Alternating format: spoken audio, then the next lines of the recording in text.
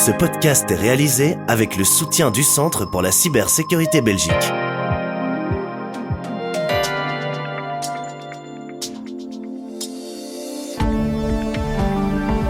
Voici Z sur 7, votre podcast quotidien. Aujourd'hui, nous sommes le 5 décembre et votre podcast du jour est animé par Béatrice Marlier. Bonjour à tous et à toutes.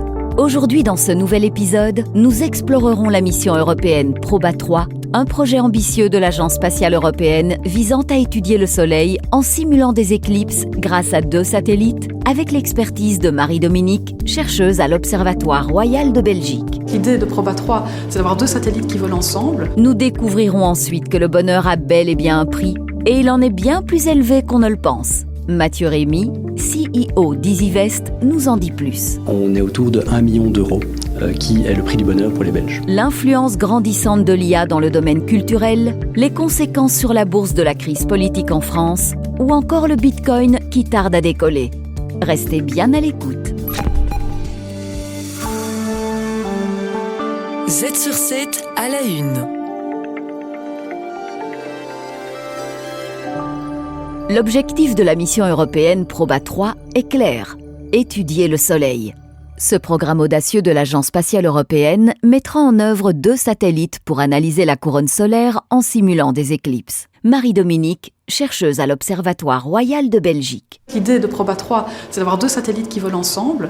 Un premier satellite qui comporte le télescope et un deuxième satellite qui va jouer le rôle de la Lune dans une éclipse, c'est-à-dire qui va servir d'occulteur, qui va cacher le disque du Soleil. Mais pour que ça marche, il faut pouvoir maintenir un vol synchronisé de ces 2 satellites avec une très très grande précision.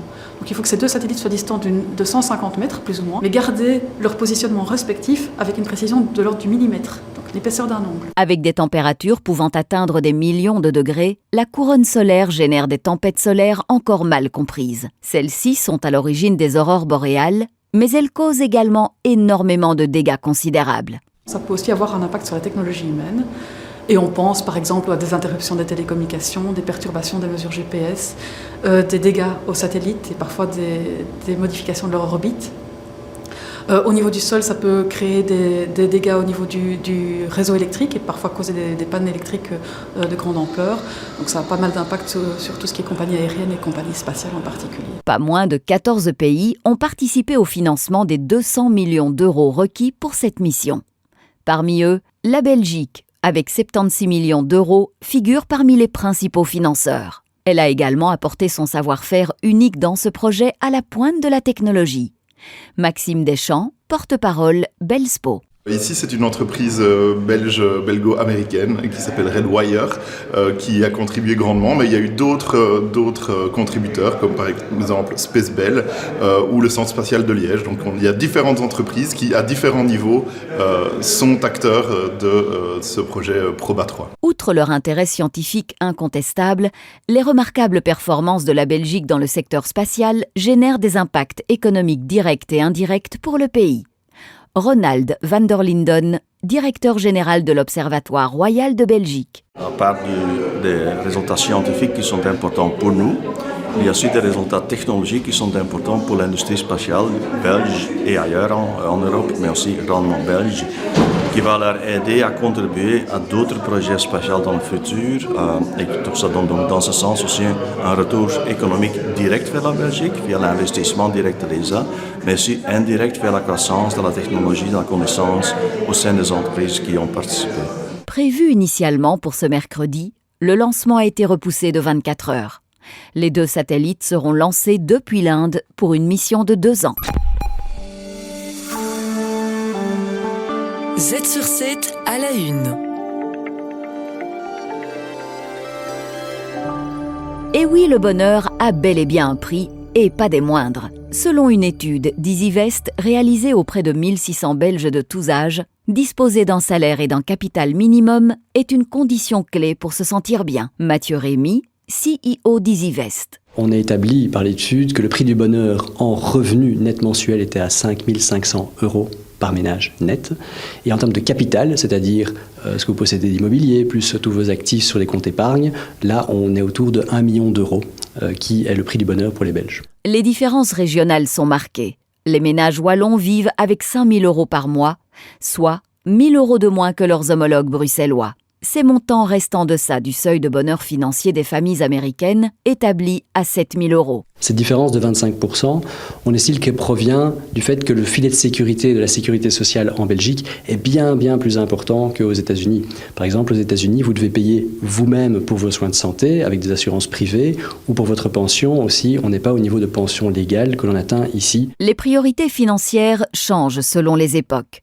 La génération Z, qui a vu le jour au début des années 2000, semble moins avide que ses prédécesseurs. C'est vraiment la génération milléniale qui a peut-être été influencée par les années 80, par l'exubérance des marchés financiers, du private equity, du leverage buyout, de la bulle Internet et des fortunes qui sont faites et défaites plus rapidement et qui a une valeur par rapport à l'argent qui est beaucoup plus présente que les autres générations. Avec un capital médian de 440 000 €, les ménages belges doivent encore accumuler 560 000 € pour atteindre le million à la pension, un défi tout à fait réalisable. Un message positif, c'est que ce bonheur est accessible pour la moyenne des Belges. Donc mettre 550 000 € de côté en 20 ans, c'est possible si vous mettez 1 200 € par mois de côté. Ça représente à peu près 30% des revenus en fait, du ménage, et ça peut être investi dans n'importe quoi, dans le remboursement d'un prêt hypothécaire, ça compte aussi dans ce million d'euros. Puisque l'argent ne tombe pas du ciel, le Belge met un point d'honneur à travailler et épargner pour protéger ses proches. C'est cela, la vraie recette du bonheur. Z sur 7 à la une. L'essor de l'intelligence artificielle dans l'industrie culturelle soulève des interrogations. À quel prix ? Les revenus des créateurs sont en forte baisse malgré l'explosion du marché numérique.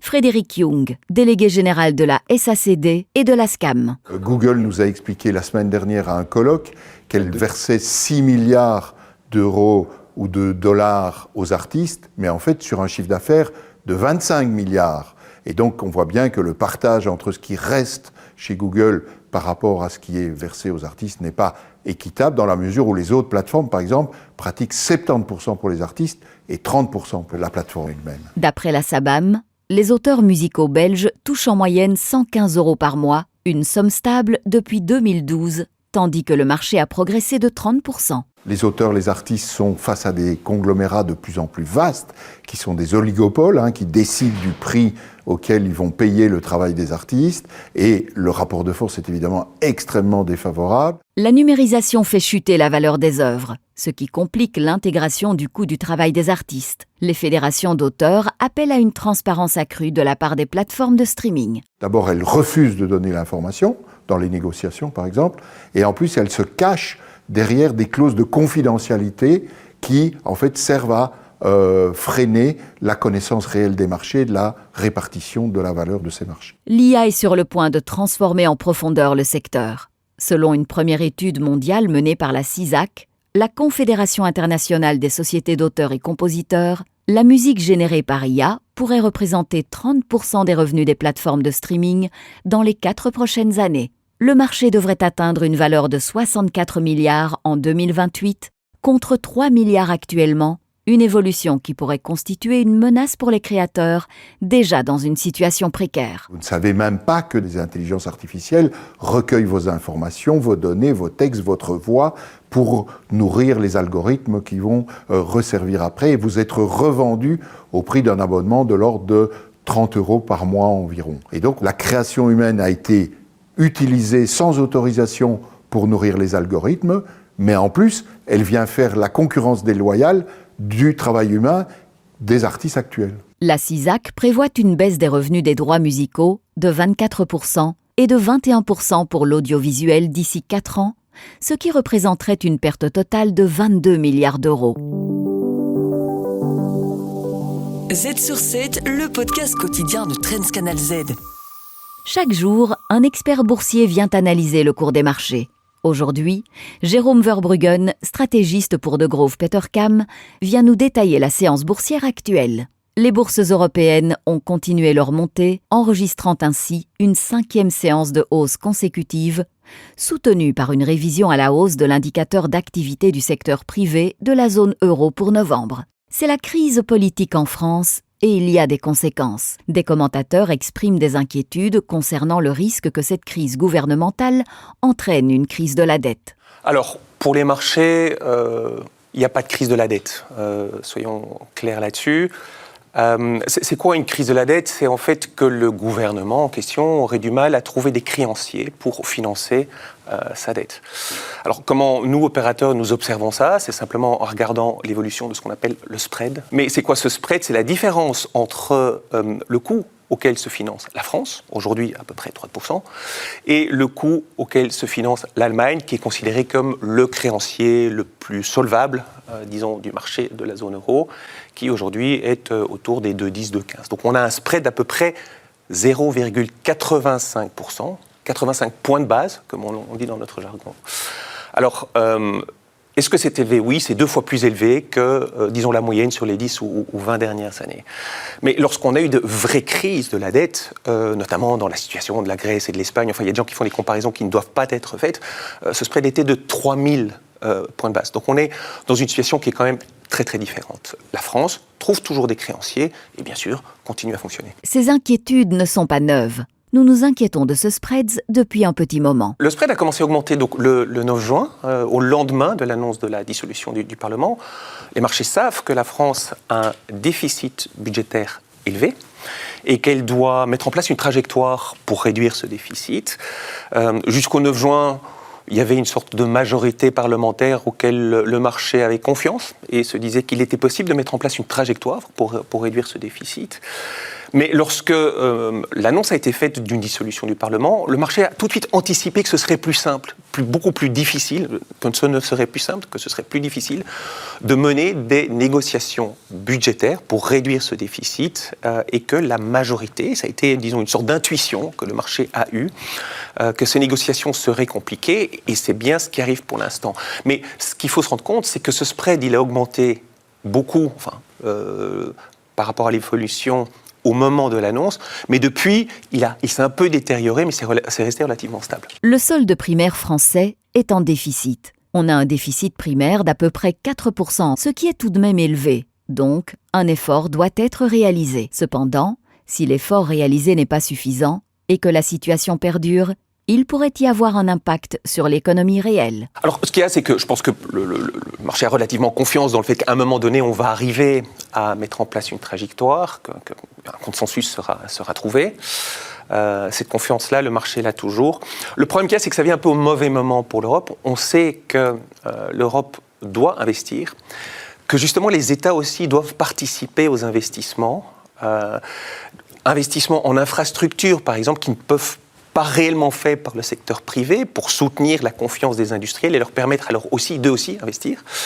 Et que au moment où on a ce doute français, c'est justement le moment où on devrait mettre en place des plans d'investissement et on devrait peut-être tolérer un certain déficit pour l'investissement et que donc tout ça rend ces conversations très compliquées. Et je pense que si on n'a pas cette certitude, bien l'Europe va tout à coup se mettre à douter d'elle-même, moins investir, et alors c'est à ce moment-là qu'on pourrait avoir une trajectoire économique moins enthousiasmante que celle qu'on a pour l'instant, parce que pour l'instant, disons que la trajectoire économique européenne est assez bonne. Personne ne prévoit de récession, et au contraire, on prévoit que les investissements vont augmenter, puisque la politique monétaire est en train de s'assouplir. C'est une crise qui vient au mauvais moment, disons. En résumé, nous sommes loin d'une crise de la dette. La trajectoire française doit être corrigée, espérons qu'il trouve un consensus, mais attention, que cette crise arrive à un moment où justement on doit commencer à investir et que donc il faut qu'on trouve une solution assez rapidement pour qu'on ait un rebond des investissements en Europe.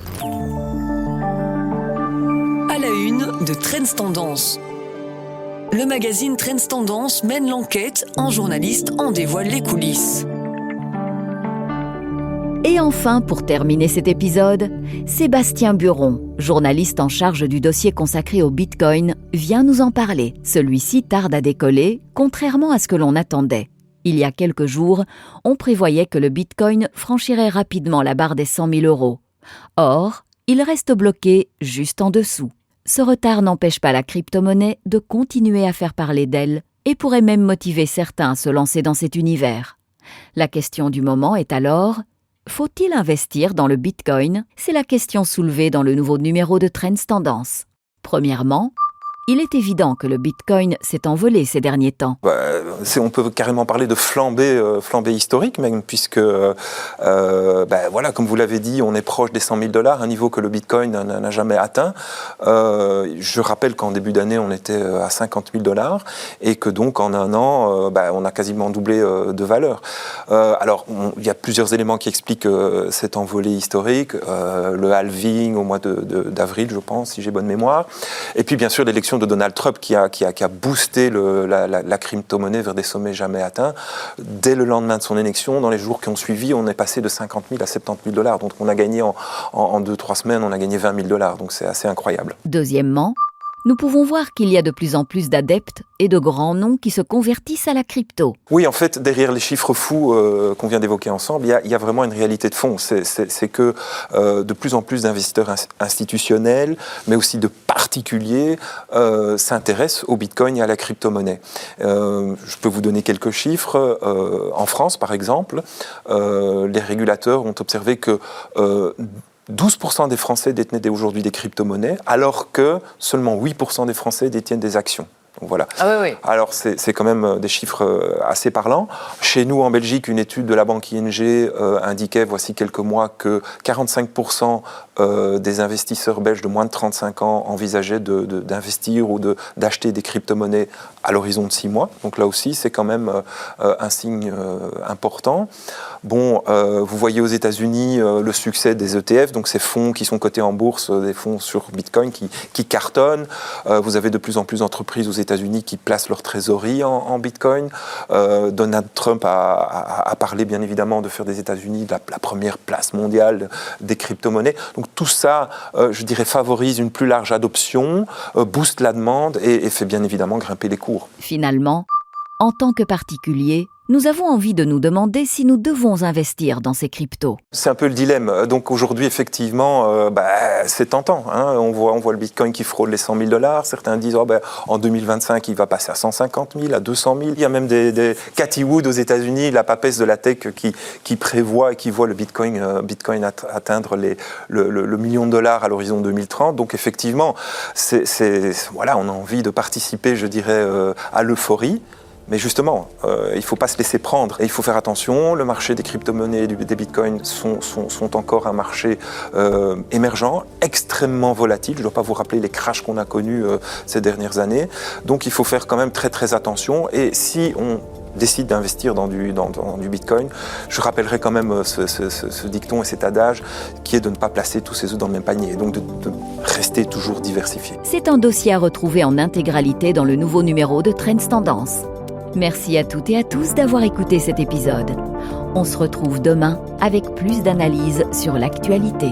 En attendant, restez bien à l'écoute de l'astuce pour améliorer la cybersécurité de votre société et afin d'en apprendre plus sur la fraude au CIO.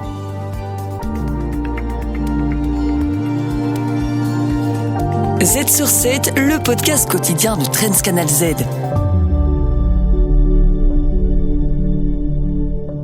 Le Centre pour la cybersécurité Belgique. Œuvrons ensemble à un avenir plus sûr dans le domaine de la cybersécurité. Bienvenue à la Minute Cybersécurité. Je m'appelle Phedra. Aujourd'hui, je vais vous expliquer ce qu'est la fraude au CIO et comment vous pouvez éviter que votre entreprise en soit victime. La fraude au CIO est une forme d'escroquerie dans laquelle les cybercriminels se font passer pour un cadre supérieur et tentent d'inciter des employés à transférer rapidement de l'argent. Les escrocs se montrent très convaincants pour que leurs demandes paraissent crédibles et urgentes. Imaginez la situation suivante. Le service financier reçoit un email du CEO lui demandant de transférer d'urgence un montant important à un fournisseur. Sans réfléchir, l'employé effectue le paiement, mais l'argent disparaît entre les mains des criminels.